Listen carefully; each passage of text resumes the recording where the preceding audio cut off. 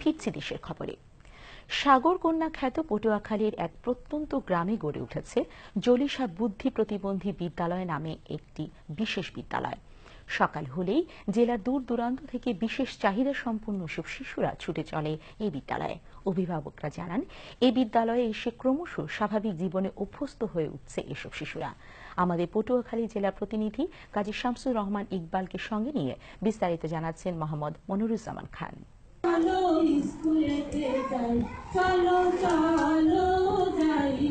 এ চিত্র দক্ষিণের জনপদ পটুয়াখালীর প্রত্যন্ত গ্রাম জলিসার, যেখানে সকাল হলেই বিদ্যালয় অভিমুখে ছুটে চলে বিশেষ চাহিদা সম্পন্ন শিশুদের দল।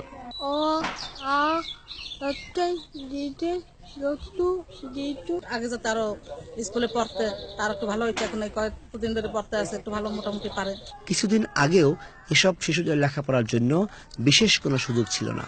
তবে সুষম উন্নয়নের জন্য প্রধানমন্ত্রী শেখ হাসিনার কার্যকর নীতি বাস্তবায়নের ফলে দেশ জুড়ে উন্নয়নের স্রোতধারায় যুক্ত হচ্ছে এই অটিস্টিক শিশুরাও। লোকলজ্জায় অনেক সন্তানদেরকে বাইরে বার করতো না, এখন এখানে স্কুল করার পরে এরা আসছে এবং সুন্দর লাগে, ভালো লাগে। কোনো দেখি নাই, এই ছেলে পেলে ঘেরে একজনে বাইরে নাই, এবং এখন বর্তমানে আসে যায় স্কুলে, খুব ভালো লাগে। বিশেষ পদ্ধতিতে আনন্দমুখর পরিবেশে খেলার ছলে বিশেষ চাহিদা সম্পন্ন সব শিশুদের লেখাপড়া শেখানো হয়।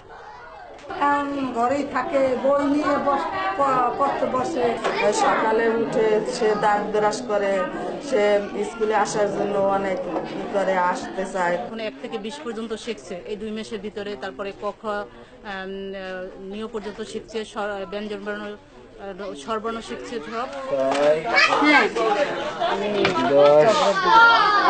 এখন অঙ্ক একটা পিরিয়ড নিতেছি, হাত দিয়ে বোঝানো হয় সংখ্যাগুলা এবং তাদেরকে ভঙ্গি করে বোঝানো হয়, তাহলে ওরা আস্তে আস্তে দেখা যায় যে সবকিছুই লিখতে পারে, শিখতে পারে এবং বলতে পারে। এগুলো এসব শিশুদের সাধারণ শিক্ষার পাশাপাশি স্বাভাবিক জীবনে পুনর্বাসনের জন্য কারিগরি শিক্ষার কাজও চলছে।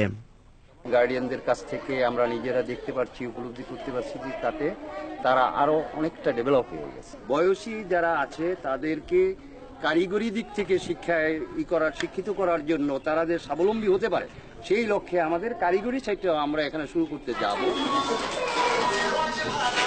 পটুয়াখালী থেকে ফিরে মোহাম্মদ মনিরুজ্জামান খান, বাংলাদেশ টেলিভিশন, ঢাকা। এবারে খেলার খবর।